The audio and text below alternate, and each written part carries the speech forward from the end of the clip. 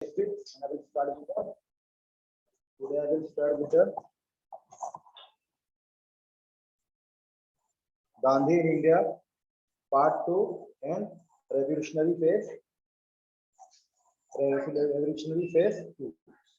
Okay, let us start. You start from 1927. Revolutionary तक मैं phase 1 लिए और दो चेंजर और नो चेंजर तक मैंने खत्म कर दिया।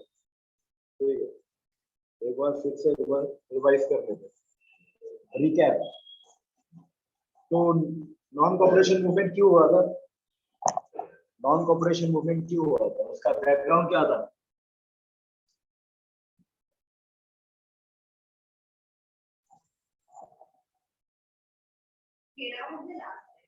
नॉन कॉपरेशन मूवमेंट मैंने प्रो चेंजर और नो चेंजर पर लाकर मैंने छोड़ा, और प्रो चेंजर नो चेंजर के पहले नॉन कॉपरेशन मूवमेंट हो गया। इसका मतलब ईशा का भी आदत बहुत खराब हो रहा है, वो भी घर पे जाके वो रिवाइज नहीं करती। हाँ, pro changer no changer was not. Non cooperation movement क्यों हुआ था? Because of the 3। सबसे पहले पंजाब रॉन्ग, जो मैंने नहीं बताया था,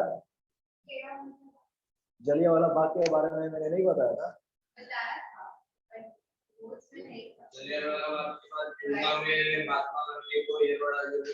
जलियांवाला बाग रॉन्ग, वो वाला चीज ना सर, जरा वही तो ऊपर ही बढ़त में जो लोग नहीं, उसके वजह से नॉन कॉपरेशन मूवमेंट नहीं हुआ था। बात को समझो, जलियांवाला बाग रॉन्ग, ठीक है, जलियांवाला बाग रॉन्ग।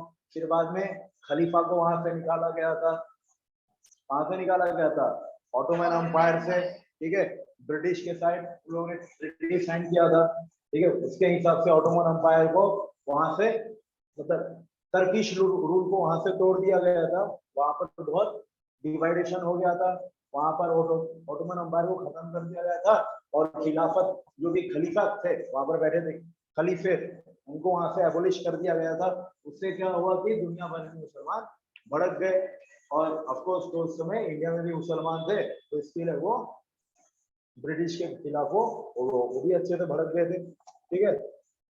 और तीसरा पॉइंट क्या था कि कांग्रेस को भी चाहिए था स्वराज, ठीक है। तो इसके लिए ये तीनों जन सिख, ऑफकोर्स ये घटना तो हुआ जलियांवाला बाग में हुआ था, तो पंजाबी, मुस्लिम और जो भी कांग्रेस के थे, ये तीनों जन साथ में आ गए और इन्होंने नॉन कॉपरेशन मूवमेंट को चालू किया था। अच्छा, नॉन कॉपरेशन मूवमेंट को मैं सिविल डिसोबीडियंस मूवमेंट क्यों नहीं बोल सकता?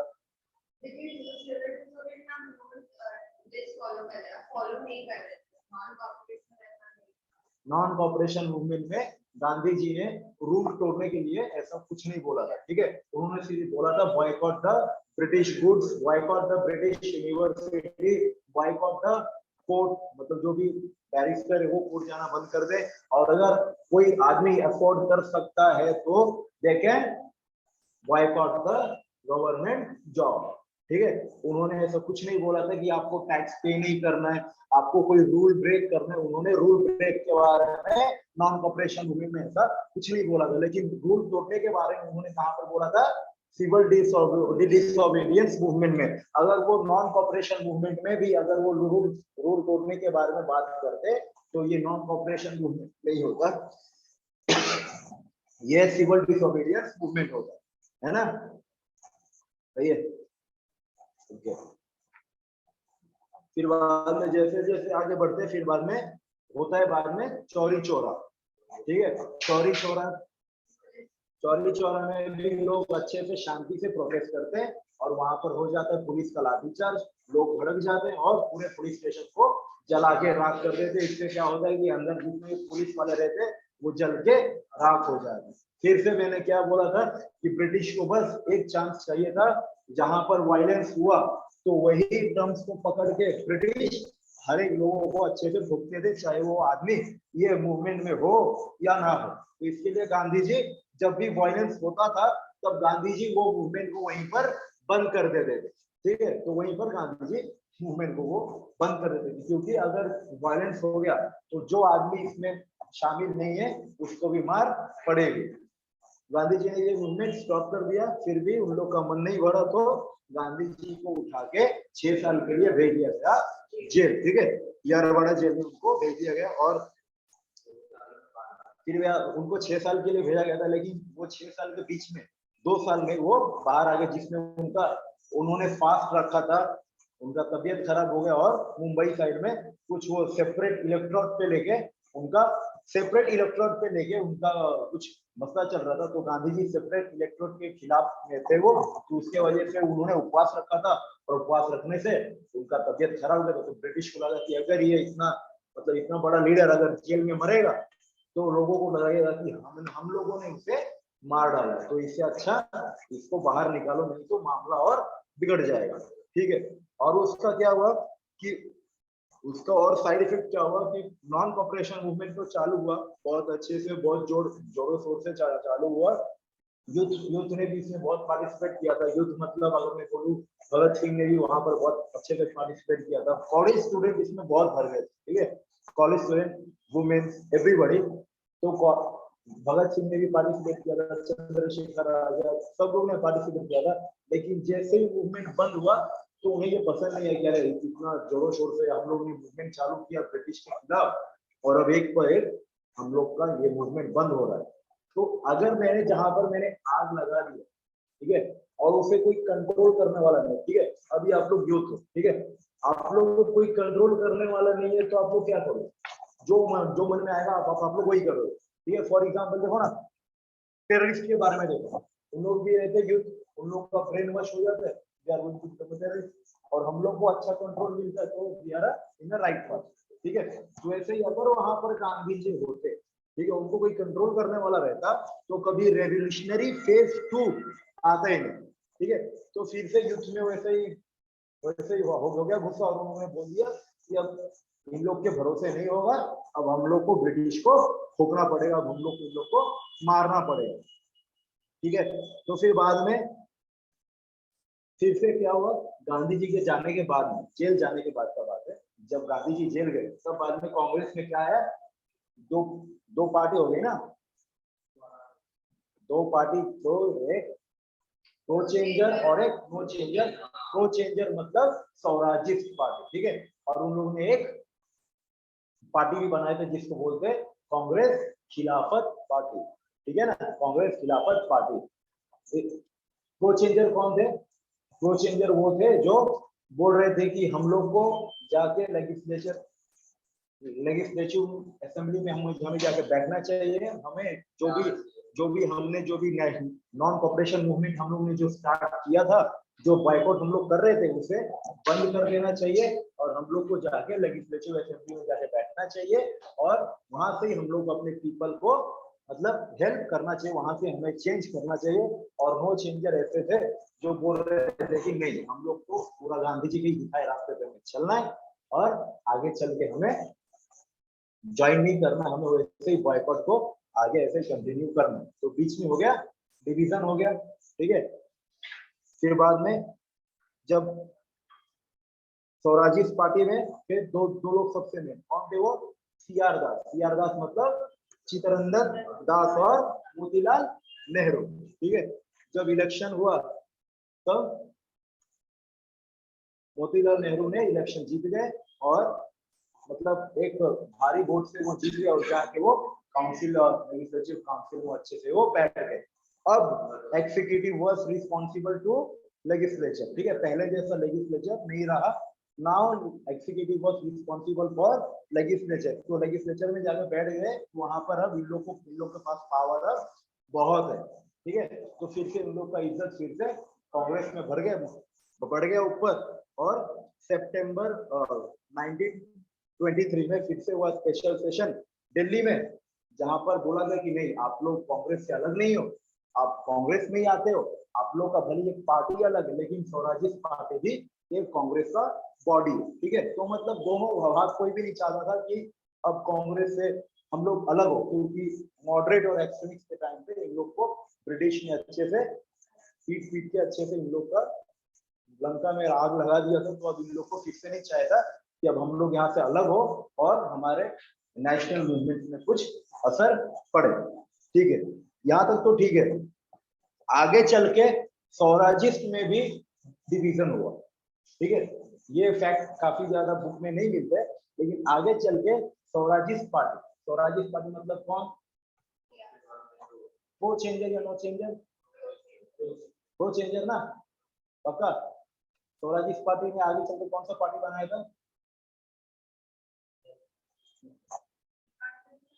कांग्रेस की पार्टी तो पहले की थी, कांग्रेस खिलाफत पार्टी, ठीक है, कांग्रेस खिलाफत पार्टी, ठीक है। अब यहाँ से मैं आज का लेक्चर में चालू करूंगा। आगे चलते चलते फिर से स्वराजिस्ट पार्टी में फिर से दो डिवीजन हो, ठीक है। प्रो चेंजर,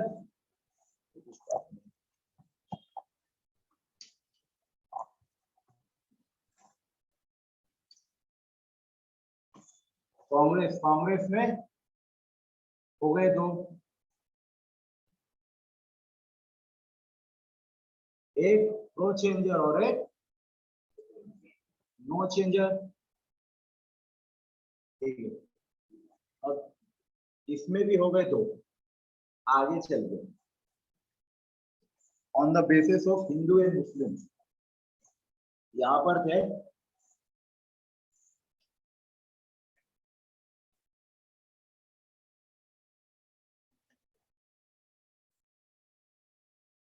रिस्पॉन्सिविस्ट, यहाँ पर थे रिस्पॉन्सिविस्ट और यहाँ पर थे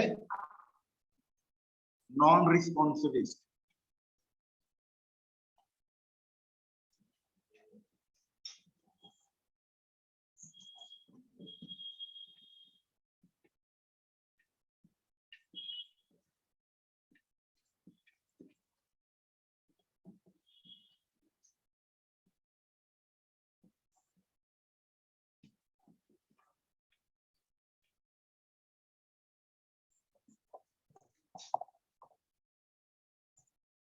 सबसे पहले है कांग्रेस में हो गया दो division, pro changer, no changer. Pro changer को और कौन से नाम से बोला जाता है? स्वराजिस्ट में हो गया और दो डिवीजन, रिस्पॉन्सिविस्ट और एक नॉन रिस्पॉन्सिविस्ट। इसमें रिस्पॉन्सिविस्ट में एक लीडर का ग्रुप था जो सिर्फ बोल रहे थे कि हम लोग को सिर्फ हिंदू के लिए ही लॉ बनाना है, हम लोग को सिर्फ हिंदू के प्रॉब्लम के ऊपर कॉन्सेंट्रेट करना है, हम लोग को मुस्लिम को छोड़ देना चाहिए, ठीक है। हम लोग जब यहाँ पर सिर्फ होके आए हैं तो हम लोग को मुस्लिम और हिंदू का प्रॉब्लम देखना चाहिए और हम लोग को सिर्फ हिंदू के फेवर में लॉ बनाना चाहिए, इन शॉर्ट। और यहाँ पर जो नॉन रिस्पॉन्सिविस्ट थे, यहाँ पर इन लोगों ने बोला कि नो फॉर मुस्लिम ऑल्सो, मतलब हमें हिंदू को भी साथ में देखना है, हमें मुस्लिम को भी साथ में देखना है, ठीक है। इसके लिए यहाँ पर नो फॉर मुस्लिम ऑल्सो, ठीक है, मतलब हम लोग हिंदू को भी सपोर्ट करेंगे, हम लोग मुस्लिम को भी।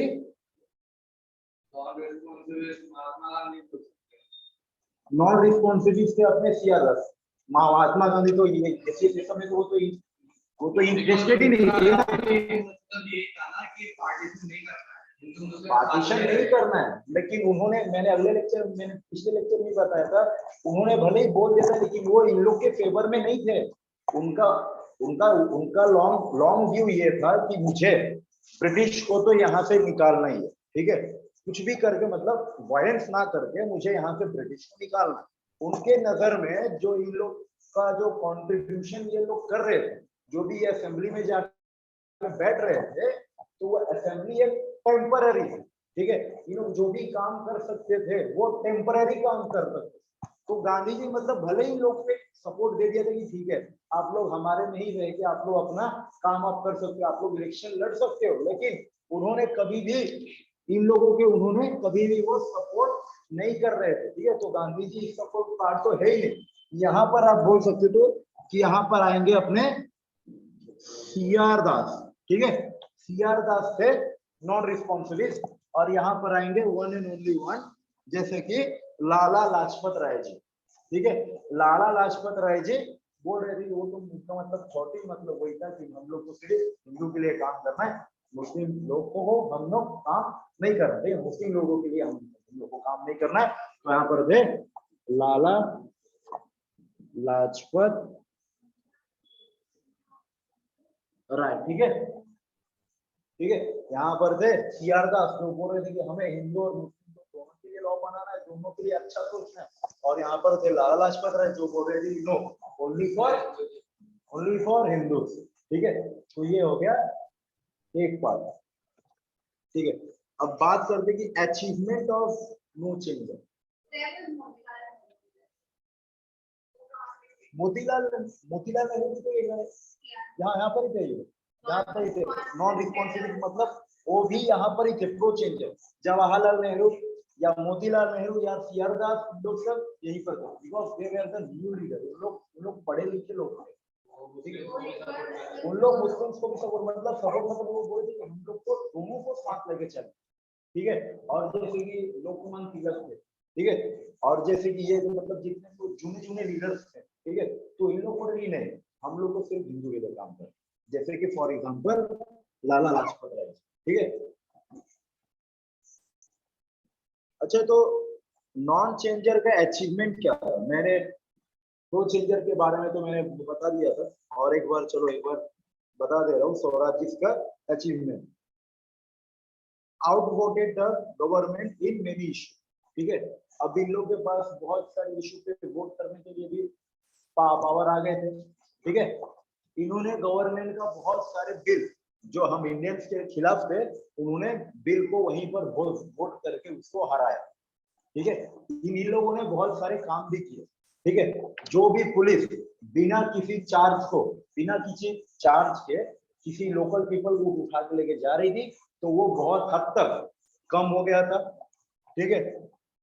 डिफीटेड पब्लिक सेफ्टी बिल मतलब वही कि अगर आप पर शक आया, ठीक है, और हमें कहीं से पता चला कि आपके पास कुछ भी है और आप आगे चल के हमारे पब्लिक के लिए आप कुछ खतरा बन सकते हो, तो हम आपको उठा के जेल में डालेंगे, ठीक है।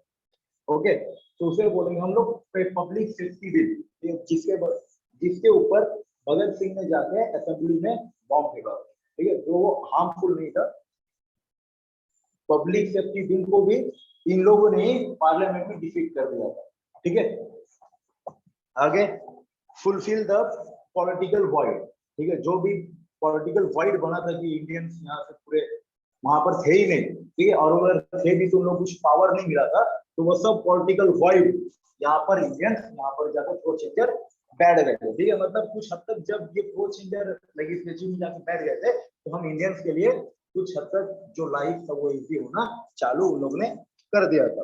And inspired the other leader, of course in लोगों को जब और कोई देखेगा तो लोग भी इंस्पायर होंगे, जैसे इन लोग जाकर वहां पर बैठे और उन लोग वहां पर बैठे हमारे लिए काम कर रहे हैं, तो हमें भी वहां पर जाके बैठना चाहिए और अपने लोगों के लिए नए रूल्स और ब्रिटिश के खिलाफ हमें वोटिंग करके अपने लोगों के लिए काम करना चाहिए। अच्छा, तो नो चेंजर का क्या है रोल इसमें? What were the achievement of the no changer? Constructive work, ठीक है। कंस्ट्रक्टिव वर्क मतलब अवेयरिंग द पीपल, ठीक है। उन लोगों का क्या डिमांड है? वो चेंजर का क्या डिमांड है? उन लोग का क्या एम था कि नहीं हम लोग को लेजिस्लेचर का सीधा बॉयकॉट करना चाहिए, हमें ज्वाइन नहीं करना चाहिए, लेकिन हमें अपना कंस्ट्रक्टिव वर्क चालू रखना चाहिए। कंस्ट्रक्टिव वर्क मतलब कंस्ट्रक्टिव नहीं कंस्ट्रक्टिव वर्क मतलब क्या कि जैसे कि एक क्लास है, पुअर पीपल एक क्लास है, तो उन लोगों का जो भी प्रॉब्लम होगा उसे हम लोग सॉल्व करेंगे। सॉल्व करने के बाद में अगर आपके बुरे समय में जो काम आया, तो आपके लिए सबसे सगा कौन होगा? वो आदमी जो आपके बुरे समय में काम, ठीक है। तो वैसे तो हम अगर उनके बुरे समय में अगर हम काम आ गए, तो वैसे हम उनके और करीब चले जाएंगे, और तब हम लोग उनको अपने मर्जी से उठा के हम लोग मूवमेंट में हम लोग ला सकते हैं। हम लोग पीपल को अवेयर कर सकते हैं कि हम लोग को स्वराज क्यों चाहिए, हम लोग को ब्रिटिश से इंडिपेंडेंस क्यों चाहिए, ठीक है। तो इन लोग का ये एक कंस्ट्रक्टिव वर्क था कि मतलब सोशल वर्क करो पीपल के लिए, और पीपल को जितना अपने पास ला सकते हो, जितना अपने साथ जोड़ सकते हो उसको जोड़ो, ठीक है। ये था हम लोग का कंस्ट्रक्टिव वर्क, और बहुत सारे पीपल को इन लोगों ने जोड़ के रखा भी था, और बहुत सारे लोग ने कंस्ट्रक्टिव वर्क में बहुत हद तक इन लोग कामयाब भी हो गए थे। They serve as the backbone of the civil disobedience movement. अभी जो मैं आगे में पढ़ाऊंगा सिविल डिसोबीडियंस मूवमेंट, जिसमें सॉल्ट लेते गांधी अपने हाथ में और लॉ तोड़ते हैं, तो उसमें इन लोग एक बैकबोन थे, क्योंकि इन लोग तो अपने लेजिस्लेचर में बैठ के वहां से वो लॉ भी सब बना रहे थे। इन लोगों का इसमें बहुत बड़ा हाथ, ठीक है, सिविल डिसोबीडियंस में they were the backbone of the civil disobedience movement. ये नो चेंजर वाला सिविल डिसोबीडियंस में वो बैकबोन का काम कर रहे थे कांग्रेस के लिए। connect to the every common people. Yes, they were connecting to the every common people. ठीक है, हर एक कोने में जाके लोग पेपर से ये कनेक्ट करने की कोशिश ये कर रहे थे। And to process the national building and promote the more strong, मतलब जो भी नेशनल बिल्डिंग का प्रोसेस है उसको और स्ट्रॉन्ग कर रहे थे, और जो भी अपना मांग हो उसको और वो आगे चल के वो प्रमोट कर रहे थे। ठीक है, आप समझा? कोई शक, डाउट?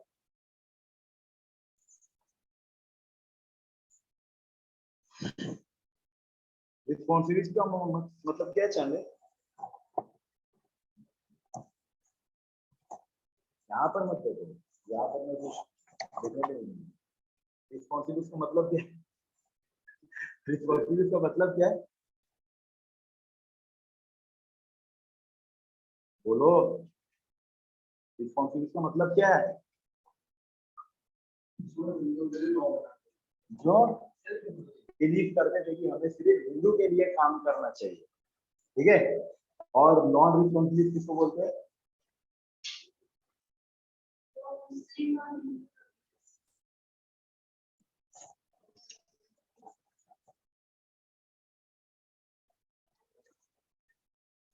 वो चेंजर किसे कहते हैं जानने?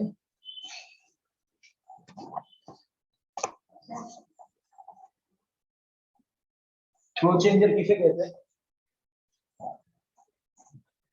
वो चेंजर यार सर ये कुछ काम करने के आते आते मेरे पीछे क्या है? वो चेंजर और नो चेंजर में चलो एक डिफरेंस तो बता दो, बस एक डिफरेंस। दो चेंजर और नो चेंजर में बस एक डिफरेंस बताओ।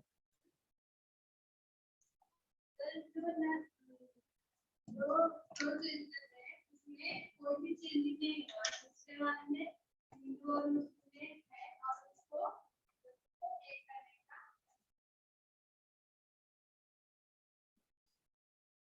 दोनों को एक करने के लिए रस्सी से बांध दिया गया था। दो चेंजर मतलब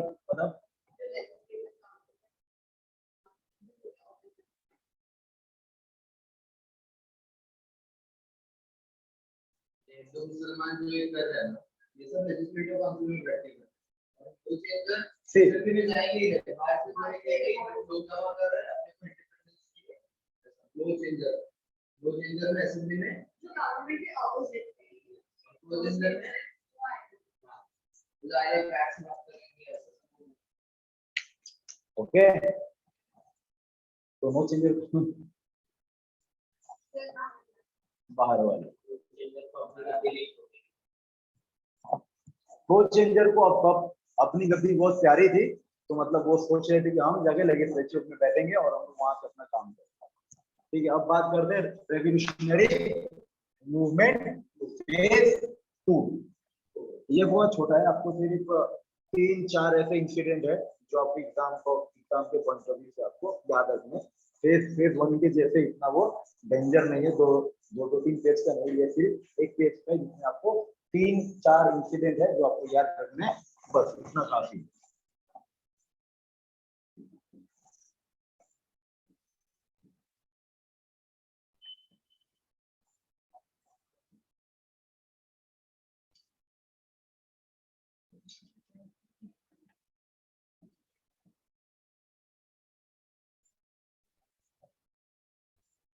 ठीक है, अभी ठीक है, मैंने बोला था कि नॉन कॉपरेशन मूवमेंट बंद हो गया, ठीक है, बंद हो गया। इन लोग को इंस्पायर कौन करेगा? ठीक है, यूथ में आग था, ठीक है, कि हम लोग का जो अब इतना अच्छा मूवमेंट चल रहा था, इतना जिद था उन लोग में कि इतना अच्छा हम लोग का मूवमेंट चल रहा था, लेकिन एंड वक्त पे हमारा मूवमेंट बंद हो गया, तो हमको कुछ तो करना है। ठीक है, हमको कुछ तो करना है, लेकिन रेवोल्यूशन हम लोग का करना, ये हम लोग का आइडिया कहाँ से आया? उन लोग को ये इंस्पायर कहाँ से हुआ? ठीक है, तो ये उन लोग को इंस्पायर हुआ रशिया से, रशियन रिवॉल्यूशन से। ठीक है, रशियन रिवॉल्यूशन 1917 से। ठीक है, उन लोग ने वहां से इंस्पायरिंग उन लोग ने लिया था। कहीं देखो, जैसे रशिया में लोग रिवॉल्ट कर रहे हैं, ठीक है, वैसे ही हम लोग को कम्युनिस्ट पार्टी थी, ठीक है, तो हम लोग को वैसे ही सेम यहाँ पर भी हम लोग को रिवॉल्ट करना है, और जैसे उन लोग वहां पर ठोक रहे वैसे ही हम लोग को ब्रिटिश को भी यहाँ पर ठोकना है। ठीक है, communism and influence the British and influence the Indian revolution. ठीक है, इन लोग का आइडिया क्या था कि ब्रिटिश को यहाँ से भगाओ और यहाँ पर कम्युनिज्म लाओ, कम्युनिस्ट पार्टी जो अभी चाइना में है वही पर यहाँ पर अब इंडिया में अब कम्युनिज्म लाओ। ठीक है, कम्युनिज्म लाओ तभी जाके इंडिया हमारा सुधर पाए। ठीक है, स्टार्टिंग में और जब चंद्रशेखर आजाद और जब भगत सिंह इसमें आ जाते, मतलब पहले से ही थे, लेकिन जब अब इन लोग जब साथ में आ जाते तब इन लोग का जो एम रहता है वो कम्युनिज्म नहीं रहता, वो रहता है सोशलिज्म। ठीक है, जब इन लोग स्टार्टिंग में जब इन्होंने चालू किया था रेवोल्यूशनरी फेज 2 का, तब इन लोग का एक ही एम था कि हम लोग को इंडिया में कम्युनिज्म लाना।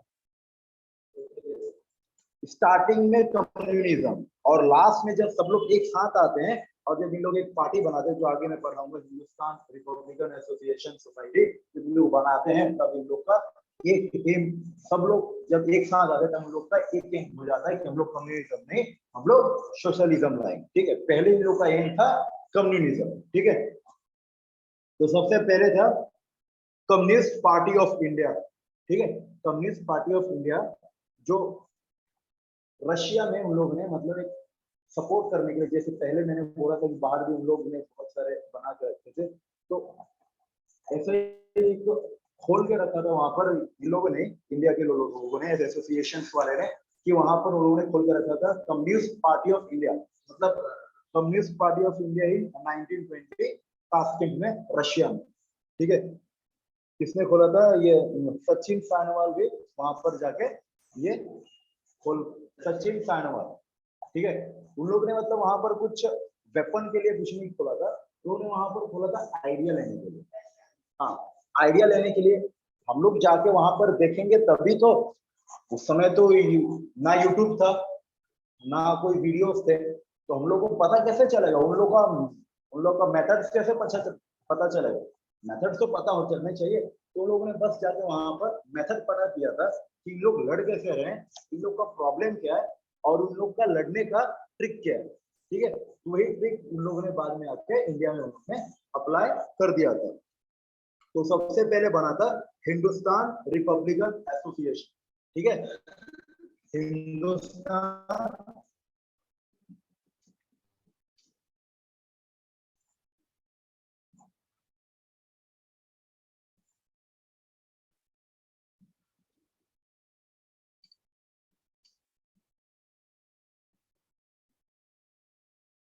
Hindustan Republican association in 1924 eight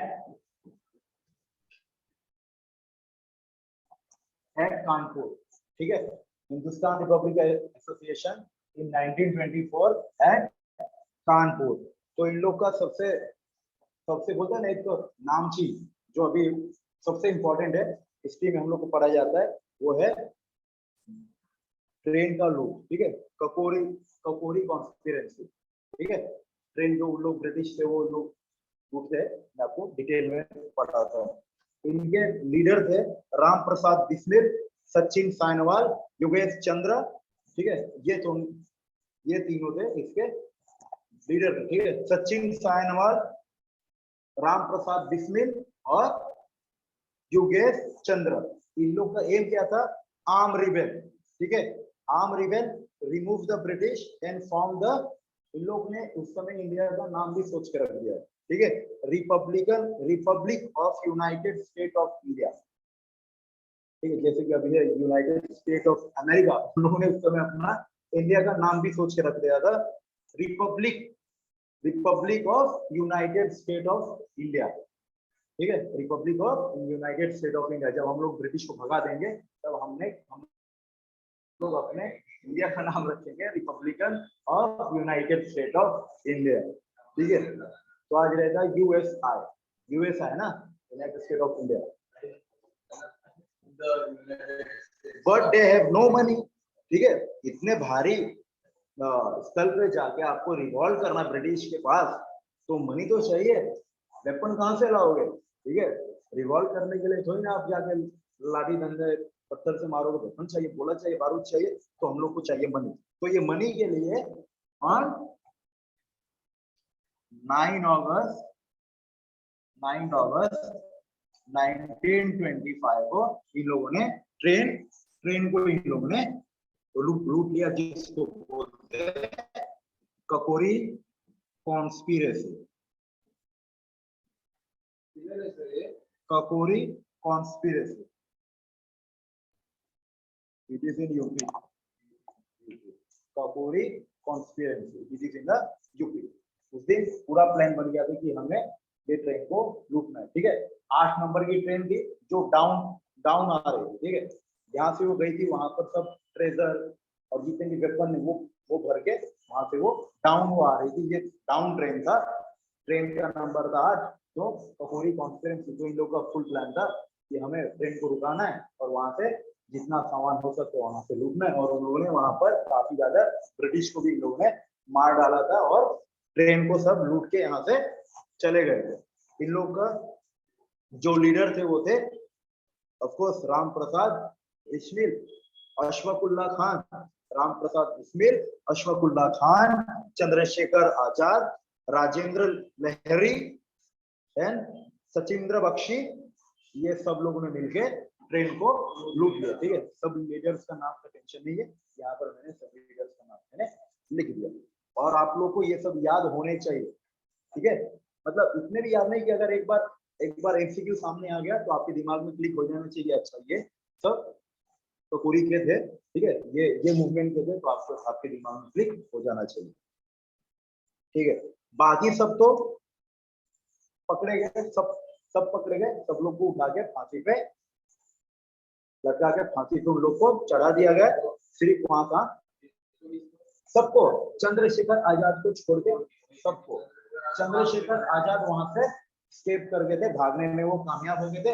बाकी सबको चोरी के तो जुल्म में नहीं, मर्डर के जुल्म के, क्योंकि उन लोगों ने बहुत सारे पुलिस वाले को, बहुत सारे ऑफिसर को उन लोगों ने मारा था, तो सबको वहां पर लटका दिया गया था। लेकिन Chandrashekhar Azad was escape from there.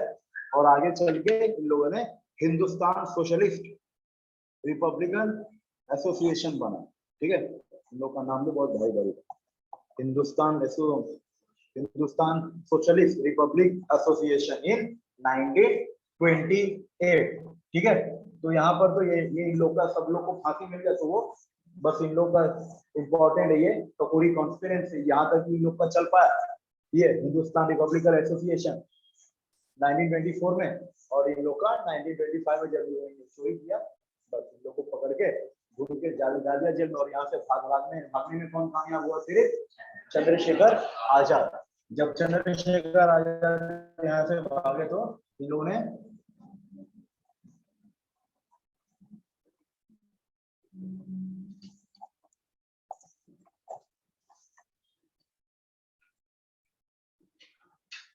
Hindustan socialist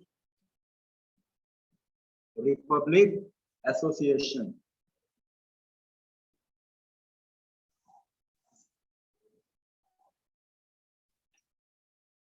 में इन लोगों ने बना दिया था। कहां पर इन लोगों ने बनाया था? दिल्ली में, ठीक है। जहां पर भी लोग थे, मतलब भगत सिंह कहीं और अपना रिवॉल्ट अपना छोटा मोटा चला रहे थे, सब लोग मतलब बिखरे हुए, ठीक है। तो सब लोग के पास गया नोटिस कि आप लोग को, सब लोग को दिल्ली में आइए, ग्राउंड पे हम लोग मिलते हैं। और चंद्रशेखर आजाद ने इसे फॉर्म किया था, form by Chandrashekhar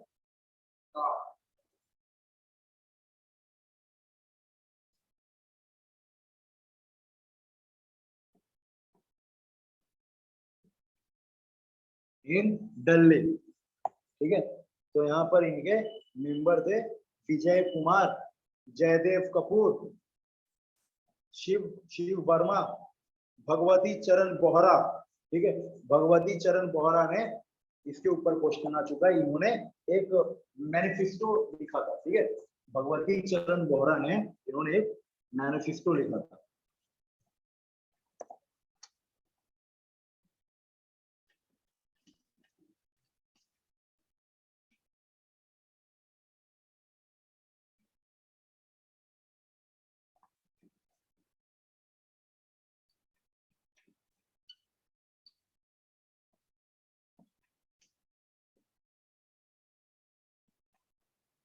philosophy of bomb, ठीक है, इसके ऊपर क्वेश्चन पूछा जा सकता है। हम लोगों ने असेंबली में बॉम्ब क्यों फेंका था उसके बारे में इन लोगों ने, मतलब इन्होंने एक मैनिफेस्टो लिखा था भगवती चरण बोहरा ने, ठीक है, तो इसके ऊपर क्वेश्चन पूछा जाएगा, ये फैक्ट को आप याद रखिएगा, ठीक है, मैनिफेस्टो फिलोसॉफी ऑफ बॉम्ब, ठीक है। ये मैंने किसका नाम मैंने लिया था, विजय कुमार, शिव वर्मा, जयदेव कपूर, और ये भगवती चरण बोहरा, सुखदेव, भगत सिंह, ठीक है, बटुकेश्वर दत्त और राजगुरु, ठीक है। राजगुरु को यहाँ पर गनमैन बोला जाता है, जो इनका निशाना था वो कभी नहीं चुकता था, तो इसके लिए यहाँ पर जो राजगुरु थे ना, राजगुरु इन लोग के थे गनमैन, ठीक है, गनमैन थे वो। इन लोग का एम क्या था, मैंने पहले ही बोला था, establish the socialist state in India, ठीक है, सोशलिज्म के बेस पे इनको इंडिया में स्टेट एस्टैब्लिश करना था। पहले क्या था, पहले इन लोग को कम्युनिज्म, ठीक है, और तुम लोगों ने नाम सोच के रखा था republic of united state of India. Motto इन लोग का साफ क्लियर था, मतलब देखो इन लोग मतलब आजादी के लिए कितने इन लोग पागल थे, कितने दीवाने थे, इन लोग मौत से नहीं डरते थे, हम लोग को भागना नहीं है। इन लोग का मोटो एक था, डोंट हैंग जस्ट शूट, ठीक है, हम लोग को फांसी पे मत लटकाओ, हम लोग को सीधा गोली मारो, ठीक है, हम लोग को फांसी पे लटकना हम लोग को मंजूर नहीं है, तुम लोग हम लोग को गोली मारो। क्यों मार दो, क्योंकि जब हम लोग को तुम गोली मारोगे तब पूरी पब्लिक देखेगी, और हम हमारे जैसे और 100 लोग और 150 लोग उठ के आएंगे कि देखो उसको मार दिया, तो हम उसके जगह पे जाते, अब हम लोग भी ब्रिटिश के साथ यही हाल करेंगे। अगर तुम लोग हमें फांसी दे दोगे तो तुम लोग हमें फांसी दोगे बंद दरवाजे के अंदर, तो वो किसी को पता नहीं चलेगा, बस सिर्फ पता चले कि उसको फांसी मिल गया, तो इतना इफेक्ट नहीं गिरेगा। मतलब उन लोग का ये एम था कि जब हम लोग जब मरे तब भी हम लोगों को इंस्पायर हमें करके जाए, ठीक है, इसके लिए इन लोग एक मोटो था, नो हैंगिंग प्लीज शूटर्स, ठीक है, नो हैंगिंग प्लीज शूटर्स, ठीक है। वर्क ऑफ द HSRA, ठीक है, what was the work of the HSRA। अच्छा, यहाँ पर और एक यहाँ पर क्वेश्चन बनता है, बल्कि लाला लाजपत राय को तो भगत सिंह बहुत मानते थे, लेकिन उन्होंने लाला लाजपत राय के बारे में बोला था कि इज अ लॉस्ट लीडर, ठीक है, भगत सिंह भले ही मतलब लाला लाजपत राय को बहुत मानते थे, लेकिन उन्होंने एक टाइम आया था जो उन्होंने बोला था he is a lost leader, ठीक है। वो क्यों बोला था, क्योंकि वो सिर्फ वो हिंदू के बारे में सोचते थे, वो सबको साथ लेके वो मतलब मुस्लिम के लिए वो नहीं सोचा करते थे, तो इसके लिए उन्होंने बोला था कि ये मतलब जुने ख्याल का आदमी है, ठीक है, तो he is a lost leader. तो इसके ऊपर भी क्वेश्चन पूछा जा सकता है, क्योंकि स्टेटमेंट पे तो यूपीएससी को बहुत शौक हो रहा है क्वेश्चन पूछने का, तो ऐसा पूछ सकते हैं कि who told Lala Lajpat Rai as a lost leader, तो it was the Bhagat Singh, ठीक है। सबसे पहले इन लोग का काम जो आया था, वो इन लोगों ने जॉन स्कॉट को इन लोगों ने सीधा गोली मार दिया। वो क्यों मारा था, क्योंकि जब साइमन कमीशन आया था, मैं आगे में पढ़ाऊंगा साइमन कमीशन आया था 1927 या 7 ना, या 8 में आया था, 1927 में जब आया था साइमन कमीशन, तब बहुत सारे प्रोटेस्ट चल रहे थे, क्योंकि उसमें एक भी इंडियंस नहीं थे, ठीक है, और भी आगे बहुत सारे पॉइंट है जो मैं इसे खत्म होने के बाद में पढ़ाऊंगा। तो प्रोटेस्ट चल रहे थे, तो प्रोटेस्ट क्या चल रहा था, जहां पर भी साइमन कमीशन वाले लोग जा रहे थे तो वहां पर उन लोगों को ग्रीटिंग कर रहे थे लोग ब्लैक फ्लैग से, और स्लोगन क्या था, साइमन गो बैक। तो लाहौर में लाला लाजपत राय प्रोटेस्ट कर रहे थे, ठीक है, लाला लाजपत राय प्रोटेस्ट कर रहे थे, Simon go back, Simon go back. और जब जॉन स्कॉट आया, 21 ईयर ओल्ड एसपी था वो, superintendent of police John Scott, ठीक है।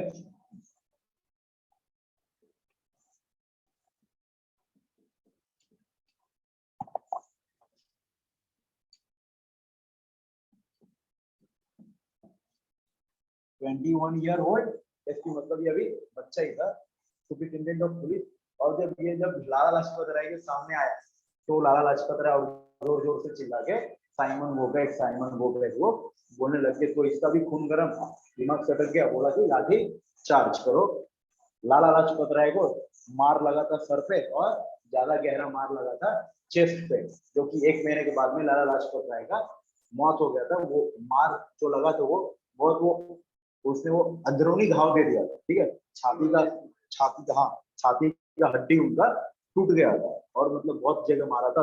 एक दो सबसे बेकार घाव था, एक सर पे मारा था और एक चेस्ट पे मारा था। तो सर का तो घाव ठीक हो गया था, लेकिन जो चेस्ट पे लगा था वो ठीक नहीं हो गया था। तो 29 या 30 डेज के बाद में लाला लाजपत राय का मौत हो गया।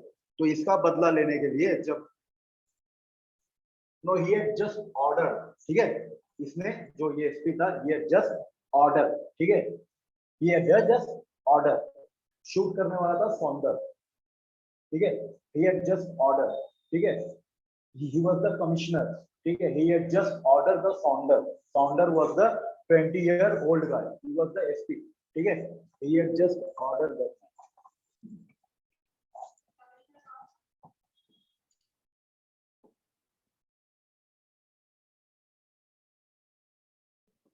He was the commissioner, John Scott was commissioner. नहीं नहीं ये नहीं, वो आगे जो Sounder आएगा वो 21 ईयर का था।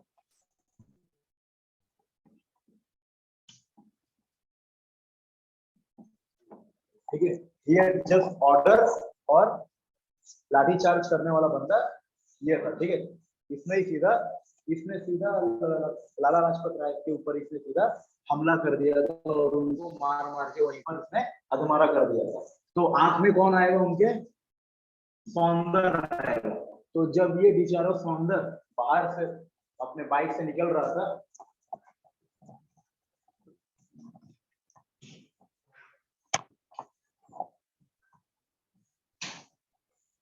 ठीक है, तो जब ये सौंदर अपने ऑफिस से जब वो बाहर वो निकल रहा था, तो उसको सीधा उन लोगों ने शूट कर दिया था, ठीक है। ऑन डिसम्बर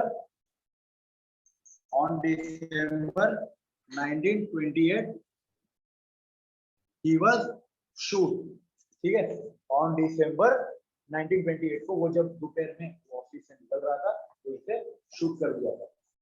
अपना कौन है गन में यहाँ पर, राजगुरु, ठीक है, तो राजगुरु, हाँ हाँ हाँ, राजगुरु ने इसे सीधा दिसंबर, लाहौर साइड में ना लाठीचार्ज का काम कहाँ पर हो रहा था, लाहौर में लाला लाजपत राय अपना प्रोटेस्ट कर रहे थे।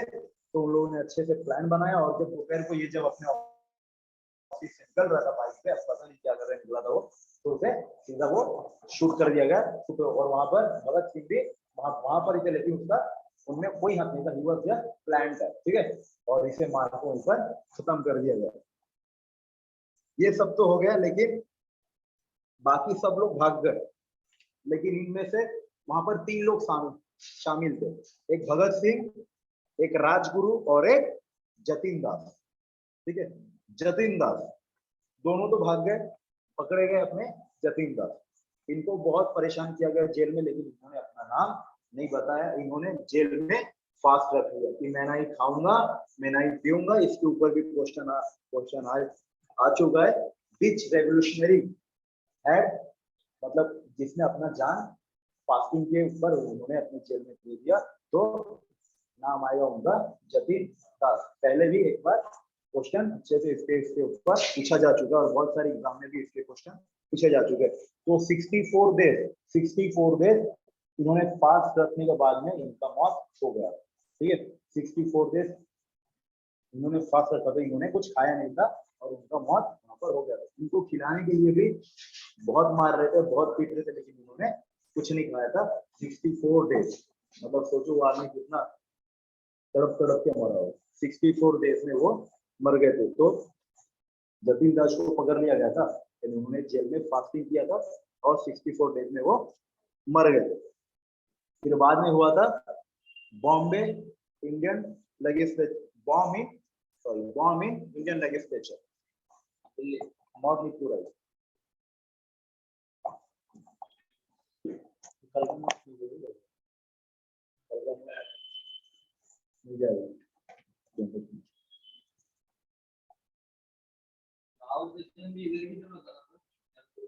लाहौर सेशन। हाँ वो भी हुआ था ना साइमन के आने के बाद, जब साइमन ने साइमन ने चैलेंज किया था कि आप इंडियंस ऐसा कॉन्स्टिट्यूशन नहीं बना सकते, मतलब आप उस लायक हो ही नहीं कि आप ऐसे कॉन्स्टिट्यूशन बना सकते हो जो सबको मान्य होगा। ठीक है, आगे अच्छे से कोई चिंता ना, पहले से इसे खत्म कर लेते, और कभी खत्म होने पे आ ही जाए। फिर बाद में इन लोग बॉम्ब करते हैं इन द इंडियन लेजिस्लेचर। ठीक है, इन द इंडियन लेजिस्लेचर, इन लोग जाके लेजिस्लेचर में ये बॉम्ब फेंकते। ठीक है, भगत सिंह का मानना ये था कि अगर बहरे को सुनाई नहीं दे रहा है तो ये मैं बॉम्ब फेंक रहा हूँ बहरे को सुनने के लिए, कि हम लोग को ये पब्लिक सेफ्टी बिल से हमें प्रॉब्लम है। ठीक है,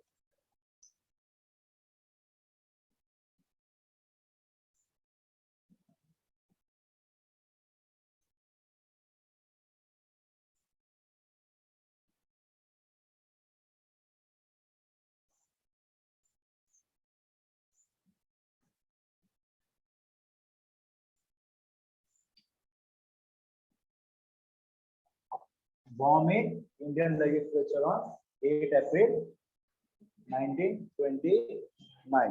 ठीक है, यहाँ पर चल रहा था पब्लिक सेफ्टी बिल। ठीक है, पब्लिक सेफ्टी बिल है ट्रेड बिल। ठीक है, पब्लिक सेफ्टी बिल है ट्रेड बिल। ट्रेड बिल मतलब वही फिर से एक्सप्लॉइट करने के लिए, अपने ट्रेडर्स को फायदा पहुंचाने के लिए। और पब्लिक सेफ्टी बिल जो मैंने आपको पहले बोला था कि अगर आपका कहीं से भी अगर आपका नाम आया बीच में किसी भी चीज में, तो हम आपको उठा के जेल में डाल देंगे। तो इसके लिए इन्होंने बॉम्ब फेंका था, सिर्फ वो नॉइस करने वाला बॉम्ब था, वो हार्मलेस बॉम्ब था। ठीक है, वो हार्मलेस बॉम्ब था। और उस समय थे बटुक दास और भगत सिंह। ठीक है, वहां पर थे बटुक दास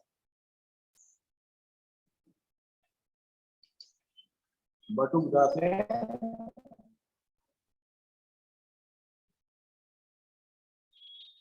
एन भगत सिंह। ठीक है, तो इनका तो कोई मर्डर में नाम, जो वो सौंदर का हुआ था मर्डर, उसमें इनका कुछ हाथ नहीं था। ठीक है, हाथ किसका था? भगत सिंह का हाथ था, बटुक का हाथ उसमें नहीं था। 3 लोगों का मैंने बोला था ना हाथ। सौंदर के मर्डर में कौन थे? राजगुरु, भगत सिंह और जतिन दास। ठीक है, जिन्होंने पहले ही वो फास्टिंग करके वो मर गए थे। ठीक है, बचे थे ये 2 लोग। ठीक है, तो ये सिर्फ वहां पर शामिल थे, वहां पर कोई लोग नहीं मरे थे, तो इनको रिलीज कर दिया गया था। ठीक है,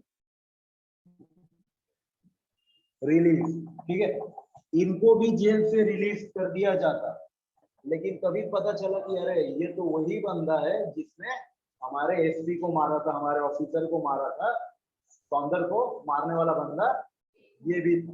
ठीक है, फिर से।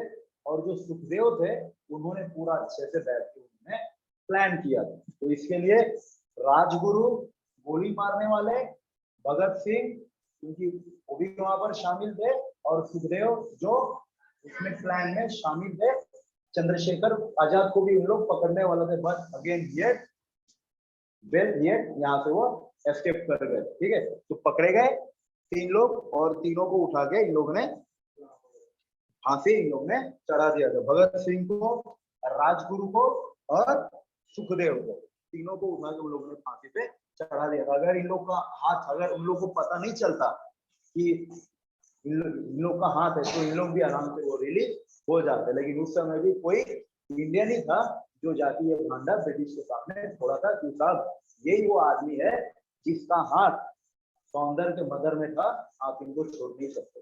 तब जाके ब्रिटिश को पता चल गया अच्छा तो ये वही आदमी है जिसका हाथ, और बाद में उन लोगों को फिर से पता लग गया था कि इसमें और 3 लोग थे, चंद्रशेखर आजाद वो तो वहां से भाग गए थे, तो फिर बचे कौन, और 2 लोग, सुखदेव और राजगुरु, तो उन लोग को भी लाके फांसी पे लटका दिया था। यहाँ पर मैंने यहाँ पर मैंने इसको मैंने ऐड नहीं किया, यहाँ पर मैंने इसको ऐड नहीं किया ना, ठीक।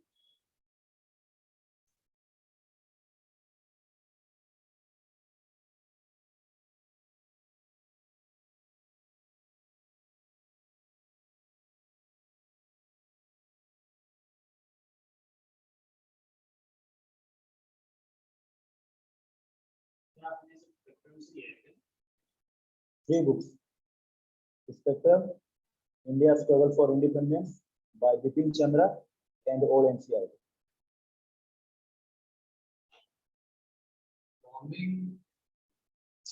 Then he was hanged. वो देखो।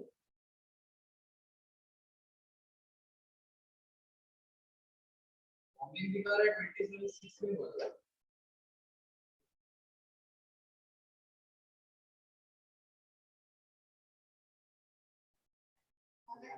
9 of March 23, 1931. हैंग हो, हाँ, 2 साल बाद। डेट बोलो, डेट बोलो, डेट बोलो, डेट बोलो फिर से।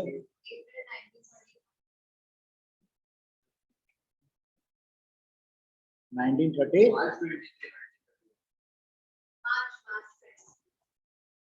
23 मार्च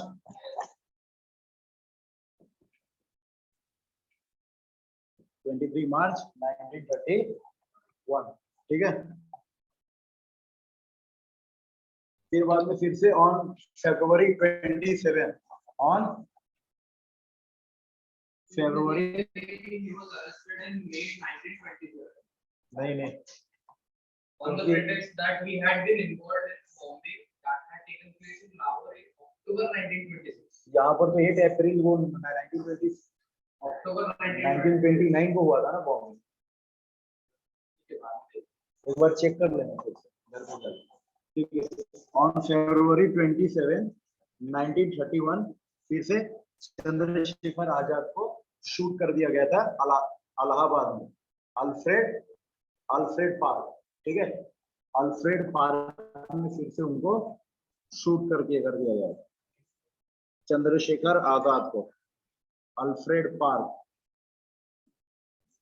आप वहां पर जाओगे तो अभी भी वहां पर एक वो जो झाड़ है ना, वो झाड़ है, वो अभी भी अच्छे से वहां पर स्टोर करके, मतलब अच्छे से उसको संभाल के रखा गया। वो इलाहाबाद में अल्फ्रेड पार्क, वहां पर अभी भी चंद्रशेखर आजाद के वहां पर मूर्ति भी बनाया गया। और यहाँ पर भी सेम काम किसी इंडियन नहीं किया था, जो जाके ब्रिटिश को बता दिया था कि यहाँ पर चंद्रशेखर आजाद आने वाले, और इनको फिर से घेर के वहीं पर मार दिया गया। और मार दिया गया था नहीं, ये मरने से पहले खुद को ही इन्होंने शूट कर लिया था, जो कि इन्होंने बोला था don't hang me please shoot मी, तो ये अपने आप को शूट करने में कामयाब हो गए थे।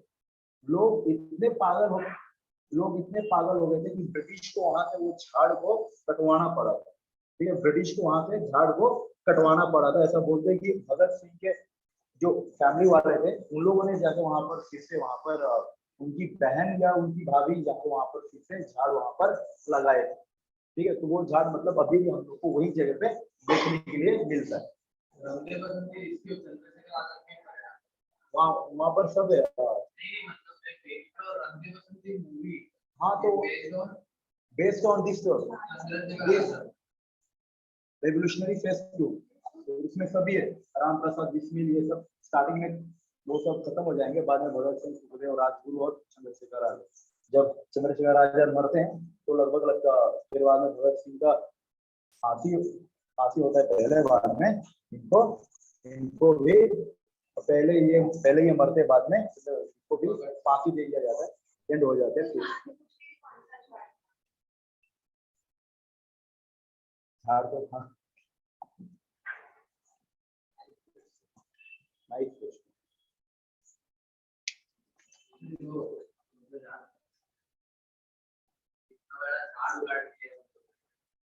काट दिया तुम लोगों ने, क्योंकि वहां से पब्लिक का पूरा दिन और पूरा रात वहां पर भीड़ लगा रहता था उसे सिर्फ झाड़ को देखने के लिए, तो उन लोगों ने उसको उखाड़ फेंका था कि अगर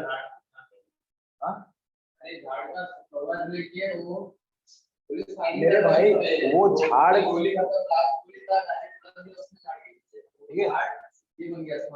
उसमें नहीं, उन्होंने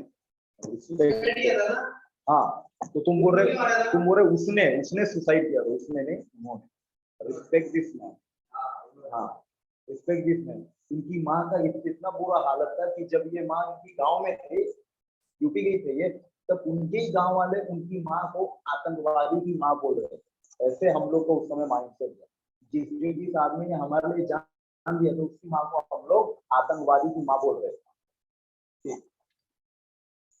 फिर बाद में यहाँ पर जो भी उन लोग का था,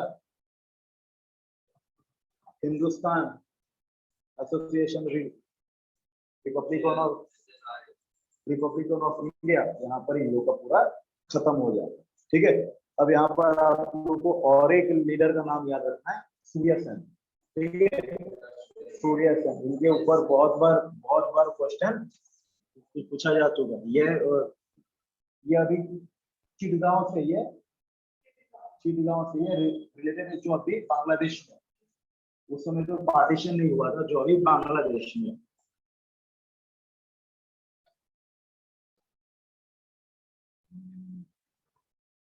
इनको भी धोखा देने वाला और कोई नहीं, इंडियन ही इनके ही गांव का आदमी था जिसने इनको धोखा दिया था, जिसने जाकर ब्रिटिश को बता दिया था कि जो सूर्य सेन है मेरे घर पे छुपा है, आगे उसको पकड़ के लेके जाओ। भगत सिंह को भी किसने मरवाया? कोई इंडियन ही, चंद्रशेखर को आजाद को भी इंडियन नहीं मरवाया। ठीक है, और सूर्य सेन को भी महात्मा गांधी का रोल नहीं था यार। वो ऐसा जब राउंड टेबल कॉन्फ्रेंस हो रहा था, ठीक है, जब राउंड टेबल कॉन्फ्रेंस हो रहा था, वो आगे है, आगे wait I will show you. तब साइमन कमीशन जाएगा, तब ये आएगा नेहरू रिपोर्ट के बाद में, नेहरू रिपोर्ट के बाद में आएगा दिल्ली मैनिफेस्टो के बाद में आएगा जिन्ना 14 पॉइंट, जिन्ना 14 पॉइंट के बाद में चालू होगा सिविल डिसओबीडियंस मूवमेंट। और जब सिविल डिसओबीडियंस मूवमेंट चालू होता है, तब से तो राउंड टेबल कॉन्फ्रेंस वो चालू हो जाता है। तो फर्स्ट में तो ये पार्टिसिपेट नहीं करते कांग्रेस वाले, सेकेंड के टाइम पे खुद वहां उन लोग को इन्विटेशन दिया जाता है। और सेकेंड राउंड टेबल कॉन्फ्रेंस में गांधी जी ने ये नहीं, सेकेंड में ये गए थे, थर्ड में ये नहीं गए, फर्स्ट और थर्ड में नहीं गए थे कांग्रेस वाले। गांधी जी मतलब कांग्रेस सिर्फ सेकेंड में गई थी। इसके ऊपर भी एग्जाम में क्वेश्चन पूछा जा चुका है। तो सेकेंड में जब इनको इनवाइट किया गया था, तो इनको मतलब इन्होंने एक शर्त रखा था, ठीक है, रिलीज द पॉलिटिकल प्रिजनर, जो खूनी नहीं है, ठीक है, who not involved in violence। तो उस समय भगत सिंह भी थे जेल में। ठीक है, तो बस ये पूछा जाता है, और कुछ नहीं। साइमल्टेनियसली का तो यही मतलब उन लोग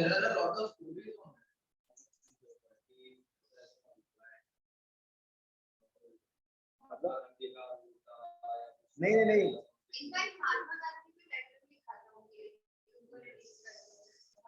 लेकिन जब उन्होंने सब लिखा था, लेकिन जब डिमांड मांगने का टाइम आया, जब मांगने का टाइम आया कि हमारा ये डिमांड है, तब उन्होंने सीधा बोल दिया था रिलीज द पॉलिटिकल प्रिजनर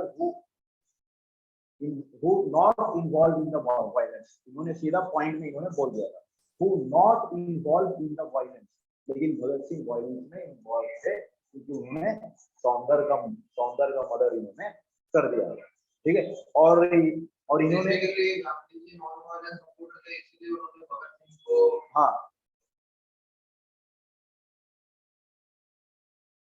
को सपोर्ट नहीं किया होगा कि मैं तो खुद नॉन वायलेंस को मैं सपोर्ट करता हूँ, मैं वायलेंस को सपोर्ट नहीं करता, और अगर मैं भगत सिंह को छुड़ाने के लिए मैं सामने में डिमांड रखूंगा, देन लोगों के ऊपर ये गलत इंप्रेशन पड़ेगा। और ब्रिटिश मतलब छोड़ते भी नहीं, ब्रिटिश छोड़ते भी नहीं, क्योंकि उन्होंने पहले से वो वायलेंस करके रखा है।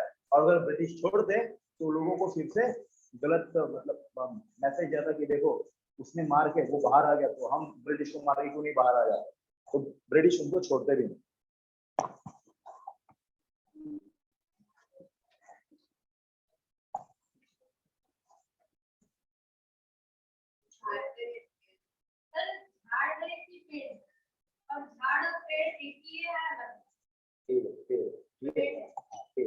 पहले पेड़ था, पेड़ उसने उखाड़ दिया, उसके बाद उन्होंने पौधा लगाया तो बड़ा हो गया। वो किस चीज का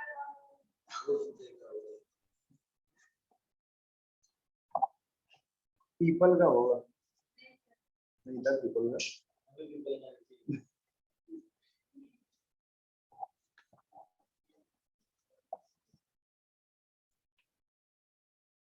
या जामुन का।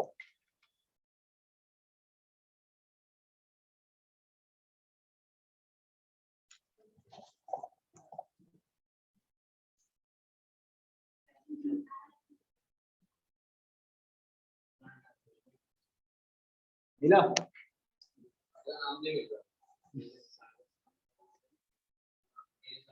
नीम का पेड़ इतना इतना मोटा नहीं रहता है कि उसके पीछे कोई पेड़ को गोली चला सकते। वो क्योंकि पेड़ बहुत वो था मोटा, जिसमें आदमी छुप सकता है, तो उसके लिए मैंने बोला हो सकता है कि वो पीपल का पेड़ नहीं, वो बरगद का पेड़ होगा। ठीक है, चलो सूर्य सेन के ऊपर अभी ध्यान दो।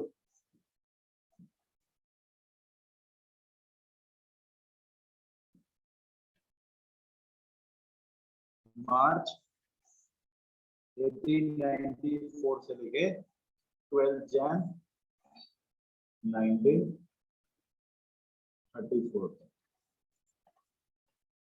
ये 40 साल के अंदर इनको भी ऊपर भेज दिया गया। Lead in 1930 Chittagong armour raid, ठीक है, in Bengal in British India, now it is in Bangladesh. ठीक है, इन्होंने चिटगांव रेड में इन्होंने हिस्सा लिया था, जो उस समय ब्रिटिश इंडिया का बंगाल था, लेकिन अभी वो कहाँ पर है, वो अभी बांग्लादेश में। ठीक है, Sen was the school teacher by the professional and he was the popularly known as the master दा। ठीक है, दा, क्योंकि वहां पर बड़े भैया को वहां पर दा बोला जाता है ना, दादा या दा, so he was known as the master दा। ठीक है, because he was the school teacher. in 1918 he was selected as the president of the Indian National Congress of Chittagong branch.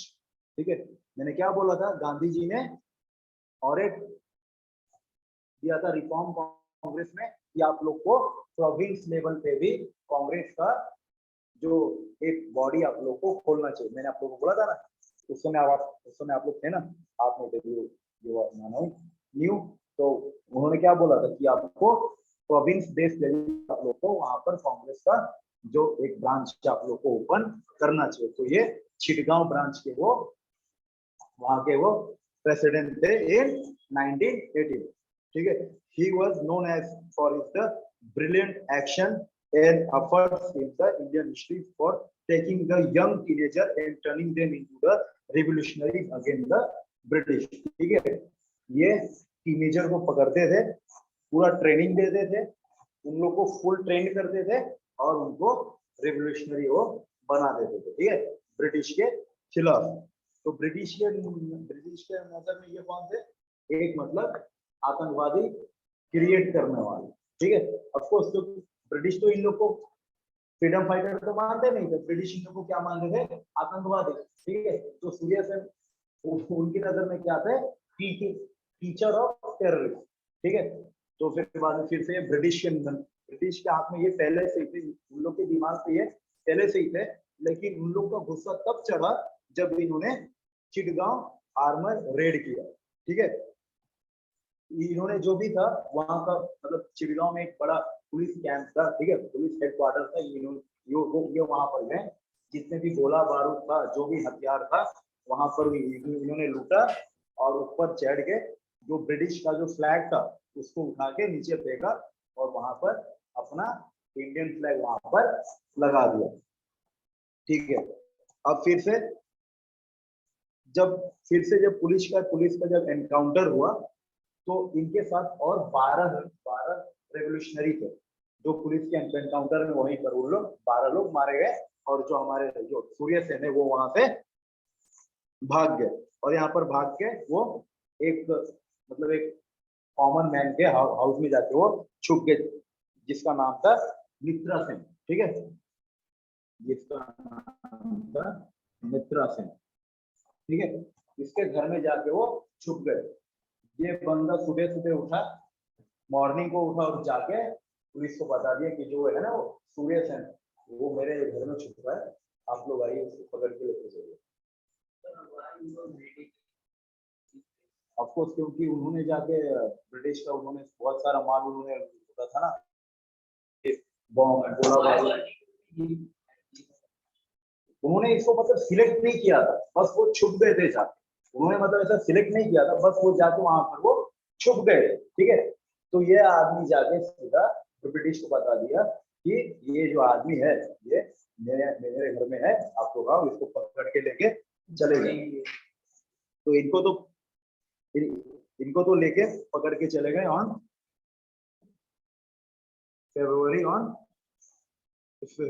जो है, इनको पकड़ के लेके चले गए। ठीक है, फरवरी 1933 को आए, इनको पकड़ के लेके चले गए, और इनको 12 जैन को 1934 को इनको फांसी पे लटका दिया गया। ठीक है, इनका लाइफ यहीं पर एंड कर दिया गया। ठीक है, ये सब तो बात की बात है, लेकिन जब मित्र सेन ने जाके जब ब्रिटिश को बोला, तब उस समय इनके जो जो भी बचे हुए साथी थे, इनके जो साथी ग्रुप के जो रेवोल्यूशनरी थे, उन्होंने आके इस आदमी का गर्दन काट दिया, और उस समय इसकी जो वाइफ थी वो भी मतलब इनके सामने थी, लेकिन वो वाइफ, मतलब ये आदमी की वाइफ ने भी ब्रिटिश को कुछ नहीं बताया, because she was also supporting the Surya Sen. ठीक है, तो ऐसा एक स्टोरी। हाँ, ये चिड़गांव में इनको रखा गया।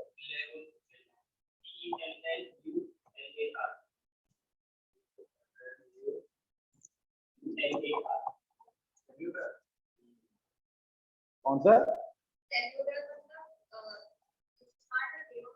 It is not a jail dear, वो एक सेल में उनको डाला गया था, वो एक मजबूत जेल है। ठीक है, जहाँ पर खतरनाक कैदियों को वहां पर रखा जाता है, तो उनपे चिड़गांव में उनको बंद करके रख दिया गया था, और उनको यहाँ पर एक अंडमान में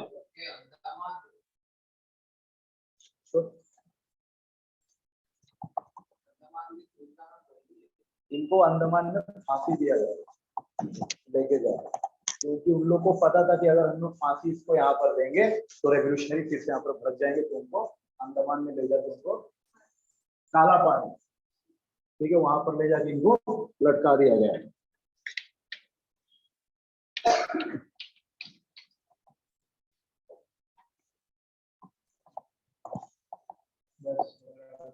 10-15 मिनट 10-15 मिनट दूंगा तो 5 मिनट।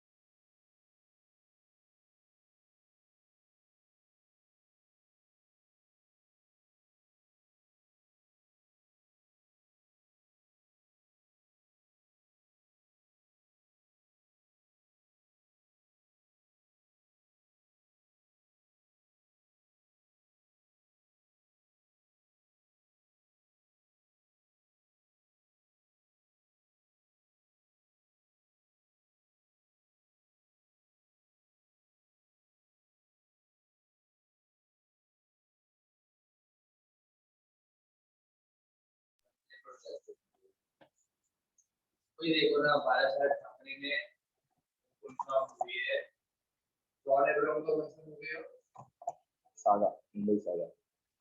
सागा ने हम्म। इसमें ड्राइवर था, वो अच्छा इंसान था, बाद में क्या करता है ये बड़ा, हाँ, वो मतलब वो एक्चुअली बाला ठाकरे का ड्राइवर था, बाला ठाकरे ने उसको मरवाया कि मुंबई को रखने के लिए मारना बहुत जरूरी है। ठीक है, मजा शुरू है। चलो स्टार्ट करते हैं। फिर बाद में आएंगे हमारे प्यारे चाचा साइमन। ठीक है, प्यारे चाचा, मैंने जैसे एक ही जवाहरलाल नेहरू, वो तो चाचा अपने इंडिया के, ये अपने ब्रिटेन के चाचा आएंगे। नया नया लॉलीपॉप लेके आएंगे हम इंडियन से। ठीक है, बाद में आएगा साइमन कमीशन।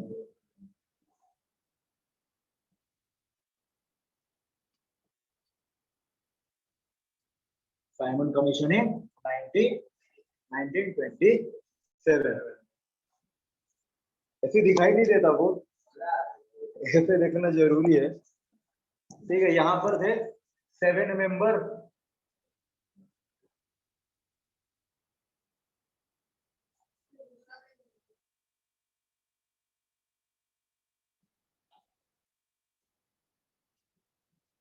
यहाँ पर थे टोटल 7 मेंबर थे, और जिसमें से एक भी इंडियन नहीं था।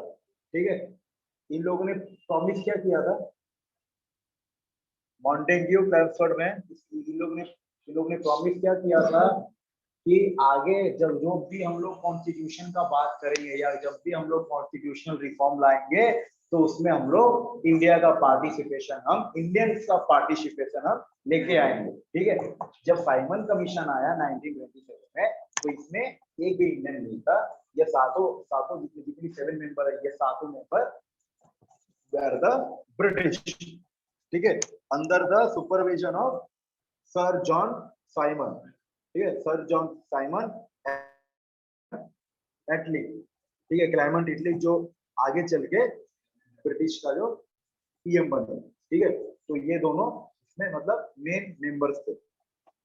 अब इसका हिस्टोरिकल बैकग्राउंड के बारे में बात करें।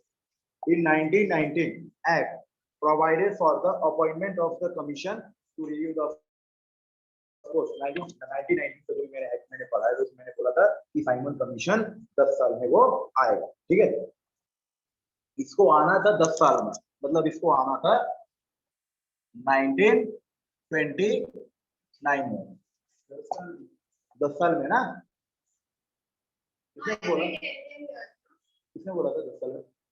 1919 के एक्ट में बोला गया था ना कि हम लोग कुछ नया रिफॉर्म लेके आएंगे, तो इसको आना चाहिए 1929 में।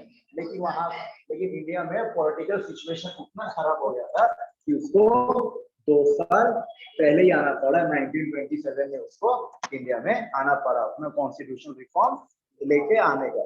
1919 में ही बोला गया था कि आगे हम लोग जो भी रिफॉर्म करेंगे तो उसमें हम लोग इंडियंस का हम लोग इंडियंस को साथ में लेंगे, और तब हम लोग इंडिया का जो भी कॉन्स्टिट्यूशन रिफॉर्म है हम लोग करेंगे। लेकिन यहाँ पर एक भी इंडियंस था क्या?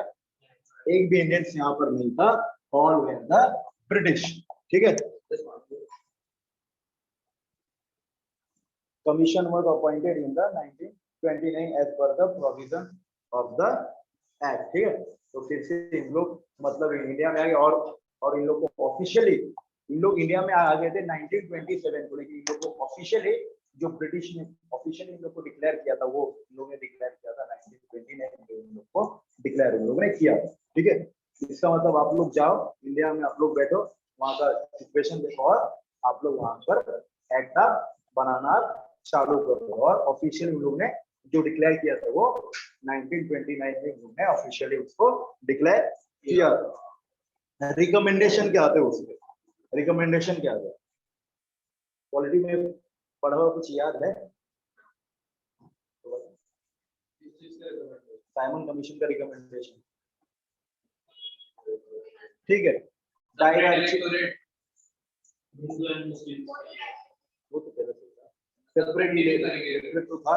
और इसने और ओके मैं बताता हूँ। ये कमीशन इसके लिए था ना बेसिकली कि कॉन्स्टिट्यूशनल रिफॉर्म, कॉन्स्टिट्यूशनल कैसे मतलब इनको देंगे तो हाँ मतलब करेंगे तो कैसे करेंगे धीरे धीरे हम लोग को इन लोग को देना है, मतलब हाँ हम इंडियंस के लिए हम हम कॉन्स्टिट्यूशन हम बनाना चाहते, ठीक है, कॉन्स्टिट्यूशनल रिफॉर्म, ठीक है।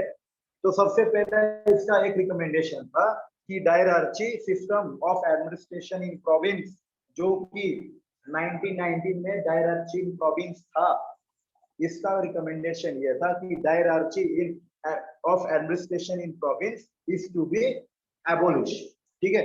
उसके जगह पे हम रिप्रेजेंटेटिव गवर्नमेंट हम लोग लाएंगे, ठीक है।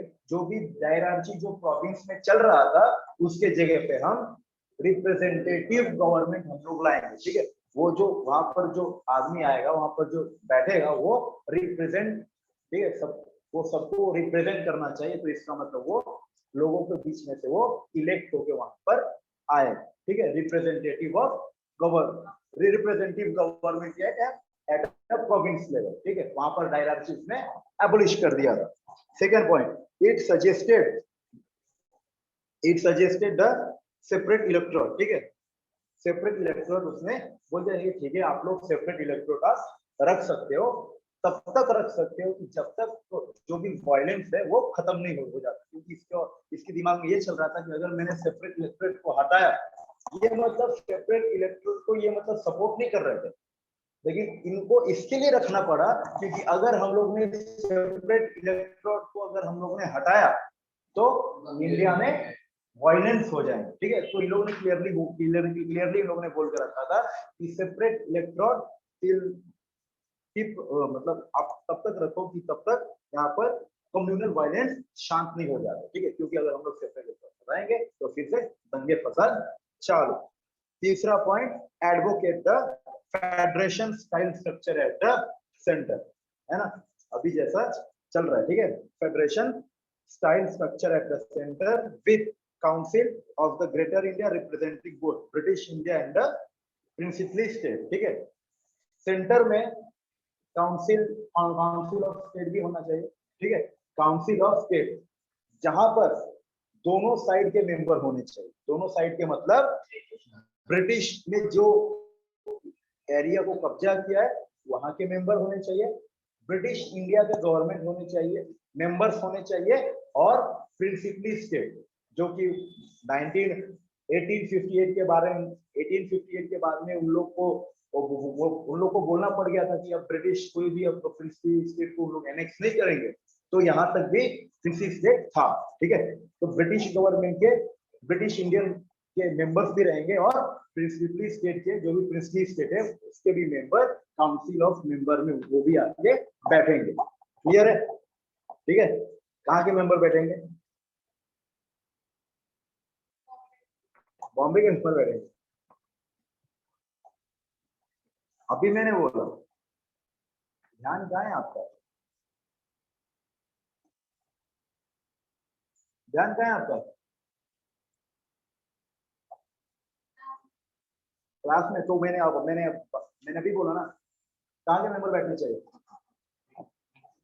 हाँ, British India and princely state के ना, कहाँ के मेंबर बैठने चाहिए? ब्रिटिश के बैठने चाहिए, तो कहाँ के बैठने चाहिए? कल से अब यहाँ पर बैठेंगे, कौन देश पे आते वहां पर अपनी बैठे, ठीक है। कल से यहाँ पर बैठे। ब्रिटिश इंडिया के जो भी उन लोग ने एरिया कैप्चर इंडिया में किया था, ठीक है, ऐसे हम देखो मुझे, ठीक है, जो भी ब्रिटिश इंडिया, ठीक है, जो भी ब्रिटिश ने यहाँ पर जो इंडिया में जो कैप्चर किया था इंडिया को, वहां के मेंबर्स और जो फ्री थे, जहाँ पर अभी भी राजा थे, ठीक है, प्रिंसली स्टेट, उन लोगों के भी मेंबर यहाँ पर आके बैठेंगे। कहाँ पर बैठेंगे? घर पे बैठेंगे, तो कहाँ पर बैठेंगे? इंडिया में तो उनको पहले से ही थे, कहाँ पर बैठेंगे? काउंसिल ऑफ मिनिस्टर, ठीक है, सेंटर पे जाके उन लोग बैठेंगे, काउंसिल ऑफ मेंबर जो है तो काउंसिल ऑफ मेंबर में जाके उन लोग जाके बैठेंगे, ठीक है।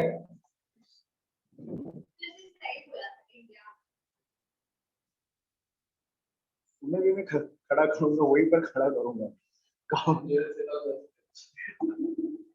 ठीक है, अब यहाँ पर जो रिजर्वेशन चल रहा था, ठीक है, तो इसने रिजर्वेशन को और इसने बढ़ा दिया, ठीक है, रिजर्वेशन को उसने और बढ़ा दिया था। Separate electorates were now extended to the other communities also, खास करके reserving seat for the poor classes, ठीक है, जो पुअर क्लासेस के लोग हैं तो आपको उसके लिए भी सीट रिजर्व करके रखना चाहिए। Governor was given the discretionary power, ठीक है, डिस्क्रिशनरी पावर कि मतलब जो भी होगा गवर्नर का जो डिसीजन रहेगा वो फाइनल रहेगा। मतलब अभी भी अथॉरिटी किसका है? गवर्नर का। अभी भी ब्रिटिश का, मतलब गवर्नर का ही अथॉरिटी अभी भी है, या गवर्नमेंट ऑफ इंडिया का, जो उस समय ब्रिटिश गवर्नमेंट यहाँ पर राज कर रही थी, ठीक है। Governor general to have the complete power to appoint the cabinet member, ठीक है, उन लोग को कंप्लीट पावर था। ये लोग जाके कहां पर बैठ रहे थे? काउंसिल में, लेकिन काउंसिल से भी बड़ा कौन है? कैबिनेट, ठीक है। तो British governor general having the complete power to appoint the cabinet ministers, ठीक है, या you can say the cabinet members. No universal franchise, मतलब जो भी अभी हम लोग 18 साल के बाद जो हम लोग वोट कर सकते, तो उस समय नेहरू रिपोर्ट में नेहरू जी ने फंडामेंटल राइट्स जो उन्होंने लिखा था, फंडामेंटल राइट्स,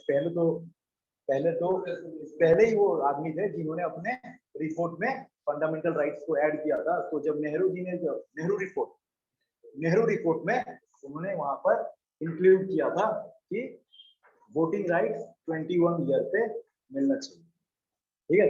अभी तो हम लोग का है 18 ईयर, तो ऐसा कुछ यहाँ पर नहीं था, नो यूनिवर्सल फ्रेंचाइज, ठीक है। North east frontier province and Baluchistan should be get locally legislature, ठीक है। जो भी नॉर्थ वेस्ट जो फ्रंटियर्स थे और जो नॉर्थ वेस्ट फ्रंटियर ऊपर के साइड में, बलूचिस्तान नॉर्थ ईस्ट में नहीं है, नॉर्थ वेस्ट फ्रंटियर, ठीक है, नॉर्थ वेस्ट फ्रंटियर जहां पर बलूचिस्तान है, उन लोग के लिए लोकल गवर्नमेंट होना चाहिए, ठीक है, लोकल लेजिस्लेटिव। हाँ हाँ, north west frontier and Balochistan, ठीक है। नॉर्थ वेस्ट फ्रंटियर मतलब पूरा उस साइड, पाकिस्तान के साइड में नॉर्थ वेस्ट फ्रंटियर। हाँ, वो सिंध में सब पंजाब को पकड़ के उस समय पूरा पंजाब आ रहा, ठीक है, मतलब क्या पंजाब को पकड़ के ऊपर, मतलब तुम अंदर तक चले जाओ, ठीक है। हाँ, तो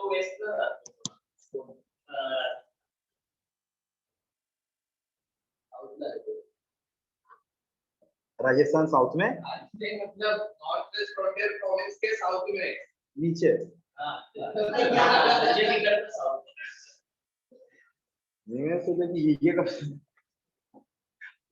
Sindh to be separated from the Bombay and Burma was to be separated from India।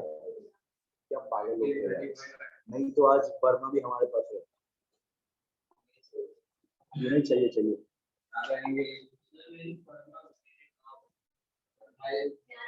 Marwari इस्लाम में, ठीक है। रंगून का नाम सुना होगा, रंगून जेल भी, और वहां पर बहुत फेमस प्लेसेस भी, रंगून बर्मा में।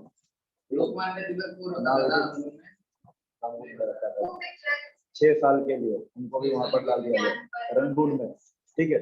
Sindh was separated from the Bombay and Burma was separated from the Bombay, क्योंकि उस समय बॉम्बे बहुत बड़ा था, गुजरात भी आ रहा था उसमें, ठीक है। सिंध कहां पर? ये साइड ना ऊपर है ना वो, ठीक है। बॉम्बे से अलग हो गया। वो बॉम्बे प्रेसिडेंसी के वो बॉम्बे प्रेसिडेंसी को वो पूरा बना रहा था। गुजरात भी आ रहा था उस समय बॉम्बे प्रेसिडेंसी में, और ऊपर जो सिंध का जो एरिया था उसमें चिपका था, तो वहां पर सिंध भी आ रहा था। बॉम्बे प्रोविंस में सिंध कैसे आएगा? चेक इंटरनेट पे चेक करो एक बार। क्योंकि नॉर्थ वेस्ट फ्रंटियर के नीचे राजस्थान आता है, फिर गुजरात आता है, और गुजरात और Maharashtra was part of Bombay presidency, right? Sindh was also Surat separated was from part of Bombay presidency. Gujarat was also the part of the Gujarat Bombay was part of Bombay presidency. Rajasthan was totally different, और उसमें नॉर्थ वेस्ट फ्रंटियर पंजाब से ये सब अलग हो गया ना सर। प्रेसिडेंसी। दिल्ली में पाकिस्तान में और मुंबई से